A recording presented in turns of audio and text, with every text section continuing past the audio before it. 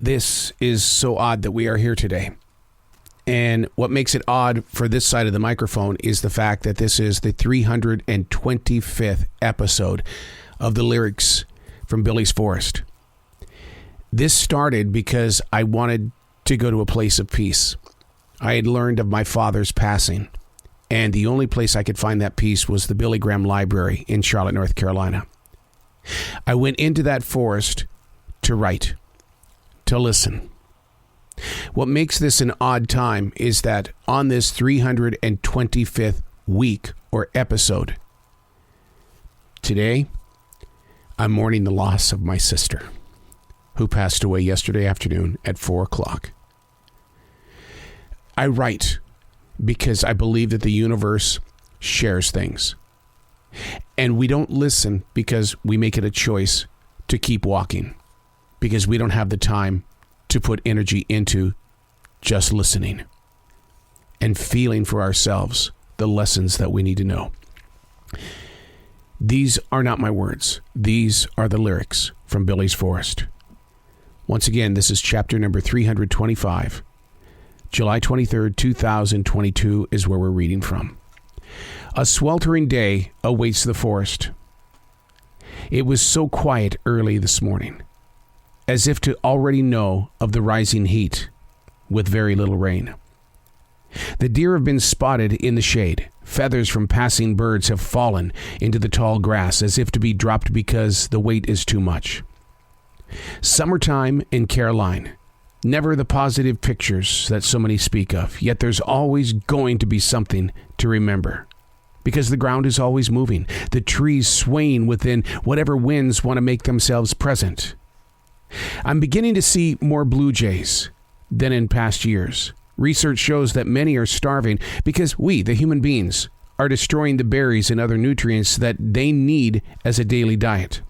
We're using chemicals to get rid of the insects they need, and the liquids are bringing harm to the famous bird and its rightful place in history. Funny how it's really easy to find a reason to complain about the heat while ignoring the other things that invite defeat. And now, just like every day, it's time to turn the page. How often do you do that? You learn something or you experience something and you can't wait to reach over there and turn that page.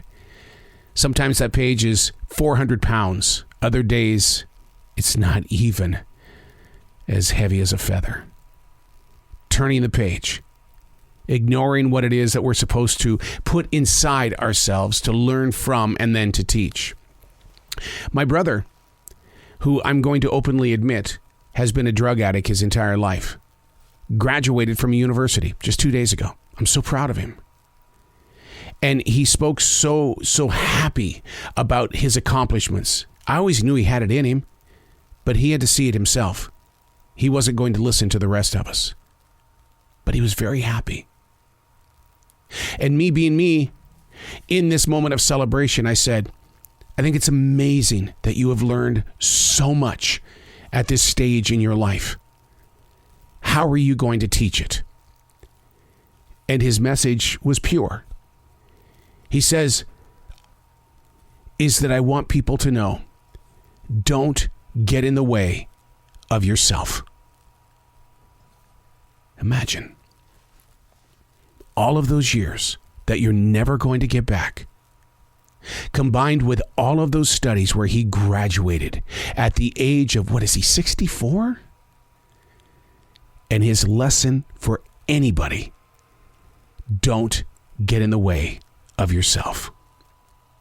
A sweltering day awaits the forest, quiet so early in the morning, as if to already know of the rising heat with very little rain.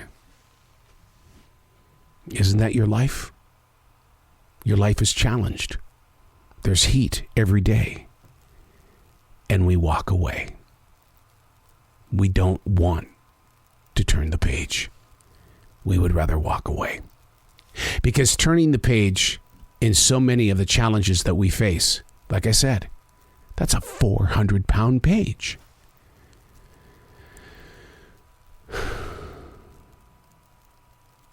Don't get in the way of yourself. These are not my words. These are the lyrics from Billy's Forest.